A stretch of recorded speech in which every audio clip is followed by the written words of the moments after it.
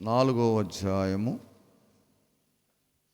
13, 14 వచనం చదువుకుందాం. యాకోబు రాసిన పత్రిక 4వ అధ్యాయము 13. నేడైనను రేపైనను ఒకానొక పట్టణమునకు వెళ్ళి అక్కడ 1 సంవత్సరం ఉండి వ్యాపారము చేసి లాభం సంపాదించం రండని చెప్పుకున్న వారులారా, రేపేం సంభవించునో మీకు తెలియదు. మీ జీవం ఏ పాటిది? మీరు కొంతసేపు కనబడి అంతలో మాయం అయిపోయి ఆవిరి వంటి వారే. ప్రార్థన చేసుకుందాం. పరిశుద్ధుడైన ప్రభువా, మమ్మల్ని మిక్కిలిగా ప్రేమించిన మా కన్న తండ్రి, నీకు వందనాలు, స్తోత్రాలు చెల్లించుకుంటున్నాం. ప్రభువా, నీ సన్నిధి మాతో ఉంచి మమ్మల్ని ప్రభువా మేము బలపరచమని, సహాయం చేయమని ప్రార్థన చేస్తూ ఉన్నాం. అపాత్రుడును అయోగ్యుని నన్ను కూడా కడుగయ్యా. నేను ఖాళీగా ఉన్నాను, నన్ను నింపునైనా.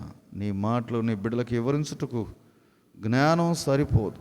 నీ జ్ఞానాన్ని నా మీదకి రప్పించి నన్ను నడిపించి బలపరచండి అయ్యా. నీ బిడ్డలు నేను నీ వాక్యాన్ని విని నమ్మకంగా జీవించే బిడ్డలుగా చేయమని, దుష్టుడికి అధికారం లేకుండా చేయండి. యేసు నామమును బట్టి అడిగి వేడుకుంటున్నాం తండ్రి, ఆమేన్. ప్రియులారా, యాకోబు రాసిన పత్రిక 4వ అధ్యాయము 13, 14. నేడైనను రేపైనను ఒకానొక పట్టణముకు అక్కడ లాభం సంపాదించడం రండిని చెప్పుకుని వారులారా, రేపేమి సంభవించినో మీకు తెలియదు. మీ జీవం ఏ పాటిది? మీరు కొంతసేపు కనబడి అంతలో మాయమైపోయే ఆవిరి. చాలామంది ప్రియులరా, సంపాదించుకుందాం, మేడమిద్దలు కట్టుకుందాం. చాలామంది ప్రియులరా, దేవుని మీద మనసు పెట్టకుండా, దేవుడి దగ్గరికి రాకుండా ఏమండి సంపాదన.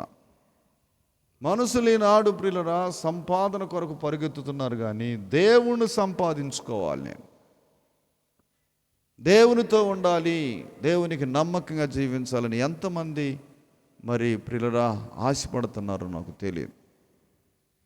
ఈ ఉదయకాల సమయంలో ప్రియులరా మనం అందరం కూడా దేవుని పాదాల దగ్గర కూర్చొని మొరపెట్టుకునేవారిగా, ఏమండి మీరు ఎంతలో ఉండి అంతలో ఆవిరిపోయి వంటి వారని చెబుతూ ఉన్నాడు. ఎంతసేపు అంట? కొంతసేపు కనబడి అంతలో మాయమైపోయే ఆవిరి లాంటి వారు. మనం ఆవిరి ఏ పాటి వాళ్ళని చెప్పండి? ఎందుకు పనికి రాని వాళ్ళు. దేవుని సన్నిధికి మనం ప్రియులరా దేవుని పాదాల దగ్గర మొరపెట్టుకున్నట్టయితే సంపాదన అంతా కూడా ఏమండి, ఒక భక్తుడు చెప్పాడు కదా, ఆయన పాదాల దగ్గర మనం కూర్చుంటే మన పాదాల దగ్గర డబ్బులు వస్తాయంట. నీకు ఏది అవసరమో ఆయన తీరుస్తాడు.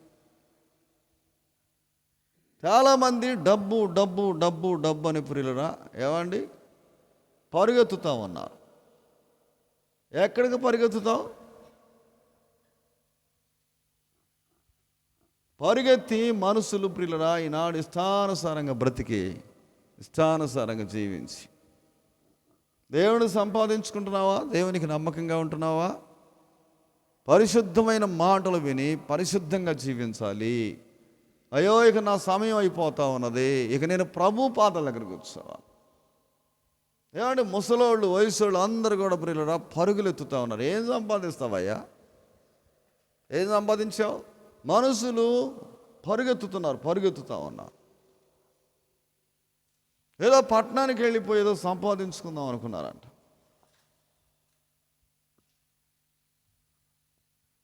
నెహెమియా ప్రియులరా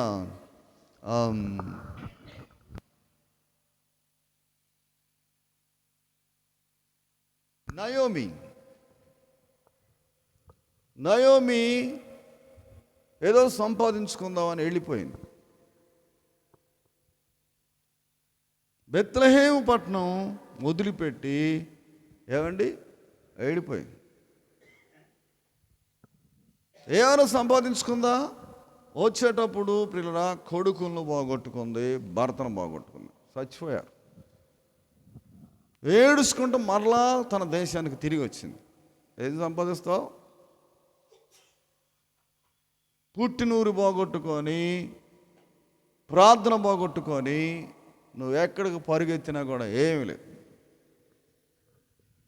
మనుషులు పరిగెత్తుతున్నారు డబ్బు. దేవుడు లేకుండా డబ్బును సంపాదించుకుంటున్నారు. ఏమండి, దేవుడు లేకుండా డబ్బులు ఎంత మాత్రం సంపాదించుకోలేవు, అవి నిలవ కూడా. ఎంతమంది దినాల ప్రియులరా పరిగెత్తుతూ ఉన్నారు.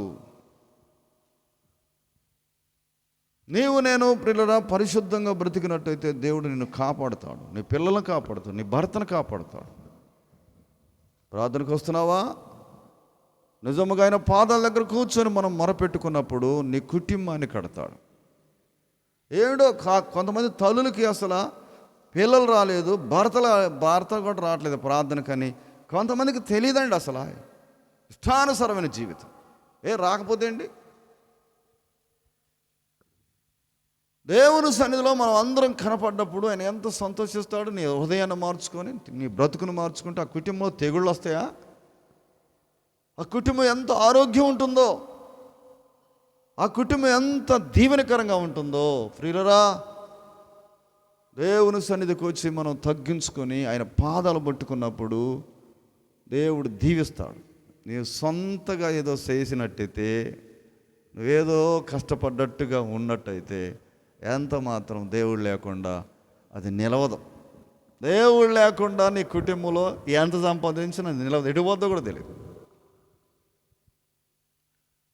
ఇక్కడ ఎలీషా ఉన్నాడు. ఎలీషా ఏమండి, ఏలియా మీద ఏలియా ఎప్పుడైతే దుప్పటి కప్పాడో ఎలీషా మీద సమస్తం వదిలిపెట్టి వచ్చాడు. ఏం వదిలిపెట్టాడు? కొన్ని 100 ఎకరాల పొలం దున్నేవాడు, ముందర కాయందే. ఏమండి, 12 అరకల కంటే ముందుగా ఉండేది, 11 అరకల ముందు ఉండేవాడు. ఎలీషా ప్రియులరా ప్రార్థన చేశాడు. ఎప్పుడైతే తల్లిదండ్రులు ముద్దు పెట్టుకొని దేవుని సన్నిధికి వచ్చి ఆయనకి సేవ చేశాడు, ఏలియాకు సేవ చేశాడు. ఎలీషా సమస్తాన్ని వదిలిపెట్టాడు. మరి నువ్వెందుకు పరిగెత్తుతున్నావు?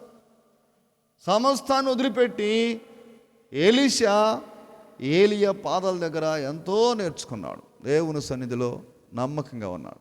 2 పాళ్ళు ఆత్మ వచ్చింది ఆయనకి. ఏమండి, ఎన్ని పాళ్ళు?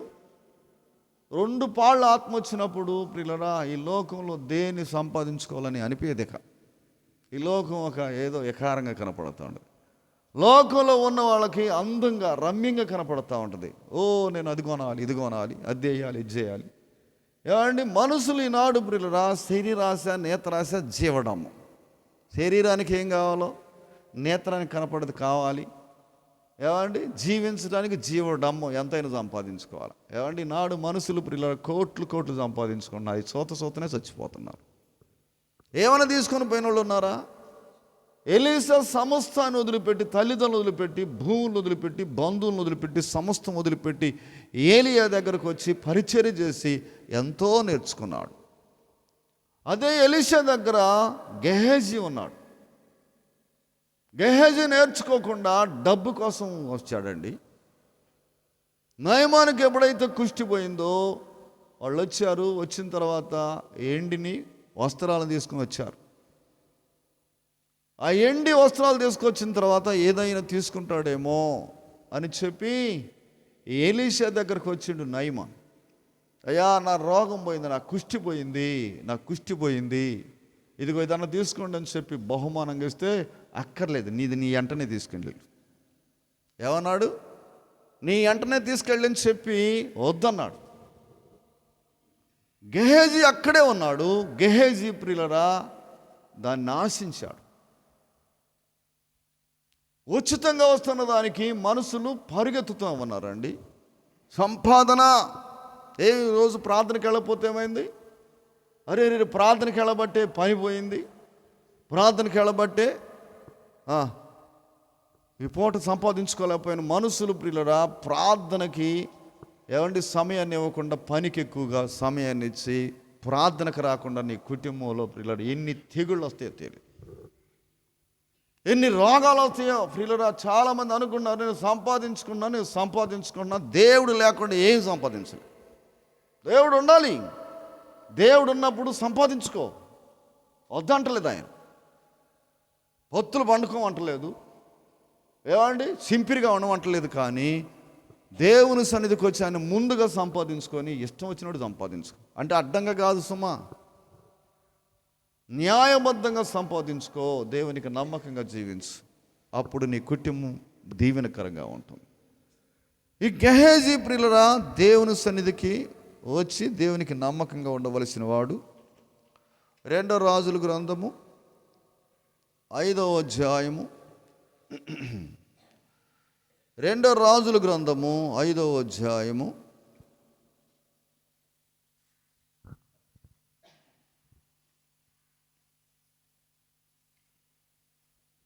20వ వచనం. అంతట దైవజనుడైన ఎలీషాకు శాకుడవు గెహజీ ఈ నయమాను తీసుకుని వచ్చిన వాటిని అంగీకరించుటకు నా యజమానుకు మనసు లేకపోయాను.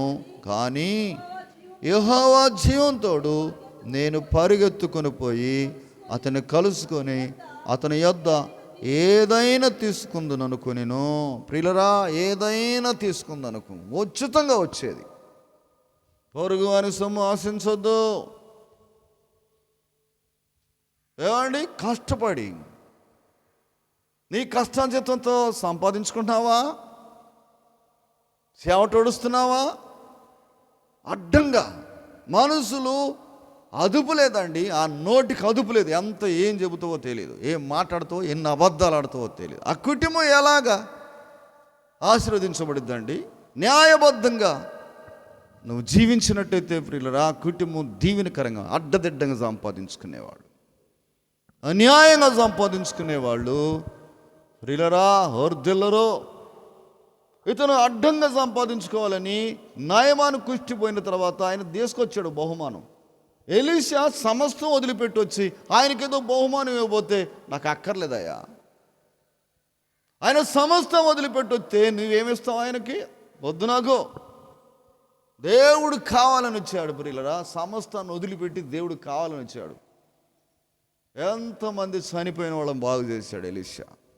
ప్రియులరా, యోర్దాన్ నది మీద బట్ట తీసుకుని కొడితే, దుప్పటి తీసుకుని కొడితే 2 పాయలు అయిపోయింది. దేవుని కోసం బ్రతికే వాళ్ళ కుటుంబాల్లో అద్భుతాలు జరుగుతాయి. మరి నీ కుటుంబంలో ఉన్నదా? అడ్డంగా సంపాదించుకుంటా, ఇష్టానుసారంగా మాట్లాడుకుంటా, అబద్ధాలు మాట్లాడుకుంటా, బూతులు మాట్లాడుకుంటా సంపాదిస్తే ఏం జరిగిద్దో తెలుసునా? నష్టం వచ్చింది నీ ఇంటి మీద. ఇకనైనా తెలుసుకొని, ఇకనైనా నీ జీవితాన్ని మార్చుకున్నట్టయితే ప్రభు నిన్ను ఎంత ప్రేమిస్తాడు.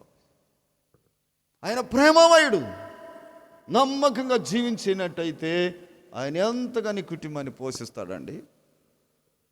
నేను ప్రియులరా దేవునికి నమ్మకంగా జీవించకపోయినట్టయితే ఆయన ఎంత మాత్రం నీతో ఉండడం. ఆయన పరిశుద్ధుడు, పరిశుద్ధమైన స్థలంలో ఉంటాడు. ఆయన ఏదేదో నీ ఇష్టం వచ్చినట్టుగా మాట్లాడు, ఇష్టానుసారంగా జీవించినట్టయితే నీ దగ్గరికి ఎంత మాత్రం రాడు. నేను డబ్బులు పంపిస్తున్నాను ప్రభువుకి, నేను దశం భాగాలు ఇస్తున్నాను అనుకుంటున్నావేమో. నీ దశం భాగాలు, నీ భాగాలు అసలు ఎక్కర్లేదు ఆయనకి. ఆయన తీసుకునేవాడు కాదు. ఎలీషాను చూస్తామంటే ఎంత మాత్రం తీసుకోను. అతను ప్రియులొచ్చును తీసుకొని ఏమంటే ఎక్కడికి వచ్చాడంట?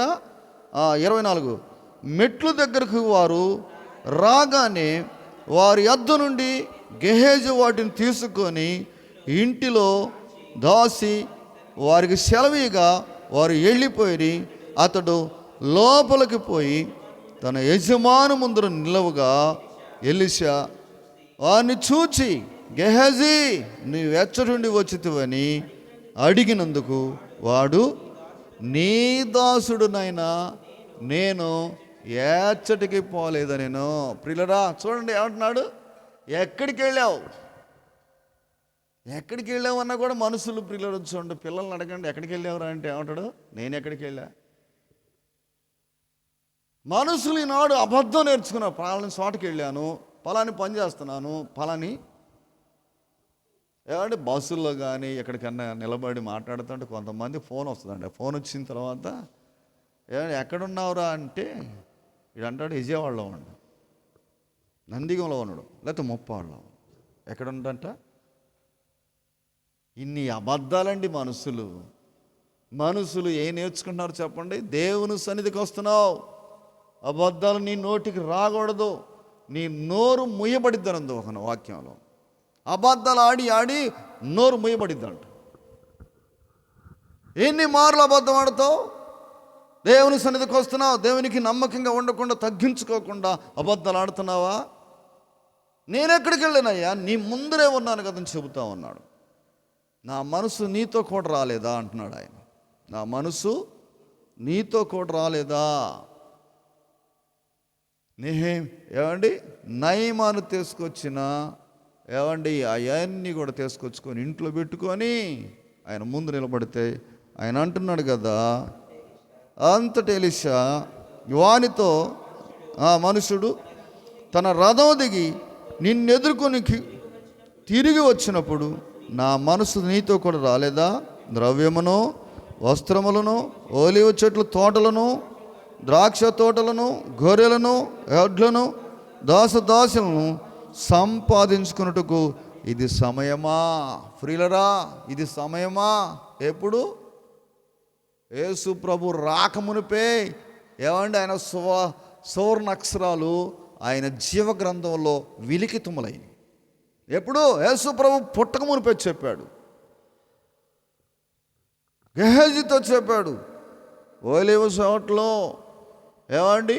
అనేకమైన సంపాదించుకోవడానికి ఇది సమయమా? దాసదాస్యాలను సంపాదించుకుంటున్నావా? అవి కొంటున్నావా? ఏం సంపాదించుకున్నావు? అప్పుడే చెప్పాడండి, ఏది సంపాదించుకోవడానికి వీల్లేదు. ఎవరు సంపాదించాలి చెప్పండి? దేవుణ్ణి సంపాదించాలి, ప్రభువుని సంపాదించుకోవాలి. ఈరోజు నాకు దర్శనం రాలేదే, ఈరోజు నేను బైబిల్ ఎక్కువ చదువుకోలేదే, ఈరోజు నేను ప్రార్థనలో గడపలేదే, ఆయన నాతో లేడే అని ఎప్పుడైనా ప్రార్థన చేసావా? అవి చేయకపోయినట్టయితే మారు మనసు పొంది బాప్తిసం తీసుకొని రొట్టెలో పాలు పొందులు పంచుకున్న వాళ్ళు దయ్యాలు పడతాయండి. దయ్యాలు వదిలించుకోవడానికి ఎన్ని పాటలు పడతావో, ఎక్కడికి వెళ్తావో, ఏం చేస్తావో కూడా తెలియదు. మనుషులు ఈనాడు ప్రియులరా పరిగెత్తుతున్నారు ఎక్కడికి? రోగాన్ని బాగు చేసుకోవటానికి, బాధలు పోగొట్టుకోవటానికి పరుగే. ఎందుకు?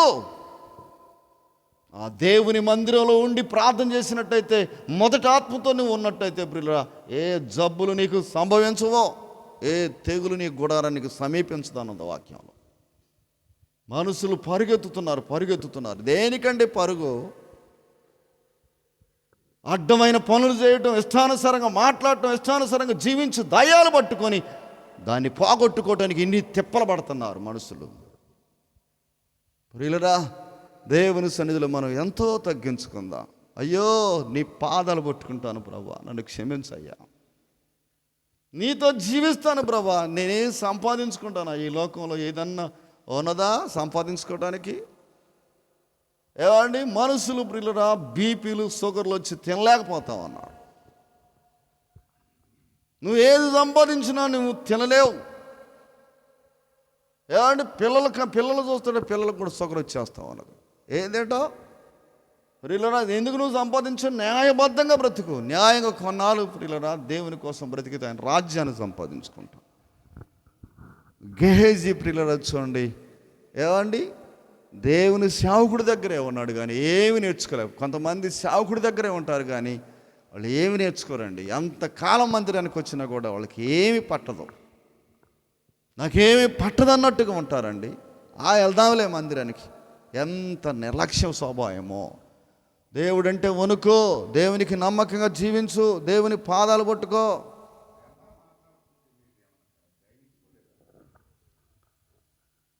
తగ్గించుకునే తత్వం లేదా ప్రియులరా? ఈనాడు ఎంతమంది ప్రియులరా తగ్గించుకోకుండా దేవుని రాజ్యాన్ని ఏమన్నాడు? నేడైనను రేపైను ఒకానొక పట్టణానికి వెళ్ళి సంపాదించుకుందాం రండిని పరిగెత్తుతూ ఉన్నారండి. ఏం సంపాదిస్తావు ప్రియులరా? ఇంటికి తిరిగి వస్తావో లేదో తెలియదు. దేవుని సన్నిధిలో నమ్మకంగా మొరపెట్టుకోవటానికి కొంతమంది అంట ప్రియులరా పనికి వెళ్ళారంట. పని చేసుకొని సంతోషంగా ఈ పండగకు వస్తున్నారు. ఈ పండగకు వచ్చేటప్పుడు పెద్ద లారీ ఎక్కారు. ఏమండి, ఆ తెల్లారితే పండగ చేసుకుందాం అని చెప్పి వెళ్ళిపోతూ ఉన్నారు. సంతోషంగా సంపాదించుకున్నారు, వస్తూ ఉన్నారు.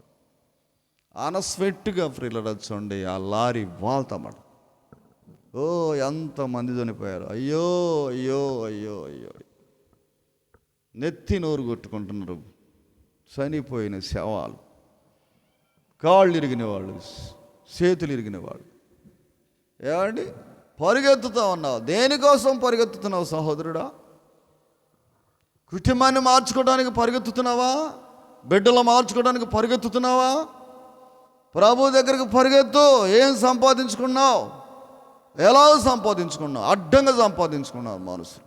వీళ్ళరా, దేవుని సన్నిధిలో నేను కూడా తగ్గించుకొని, ఏమండి, ఆయన అంటున్నాడు కదా, కాబట్టి నయమానుకు కలిగిన కుష్టి నీకును నీ సంతతికి సర్వకాలం అంటున్నా నీవు అని చెప్పగా, వాడు మనసు వల్లే తెల్లని కుష్టితో ఎలీషా ఎదుటి నుండి పోయాను. ప్రియులరా,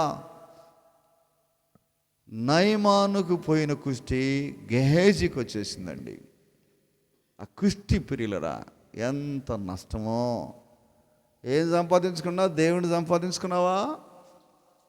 దేవుని పోగొట్టుకున్నాడండి. 3 పాళ్ళు సంపాదించుకోవాల్సిన ఈ గెహేజీ ప్రియులరా కుష్టితో వెళ్ళిపోయాడు. ఎన్ని బాధలండి, ఎంత ఏడ్చారో భార్య పిల్లలు.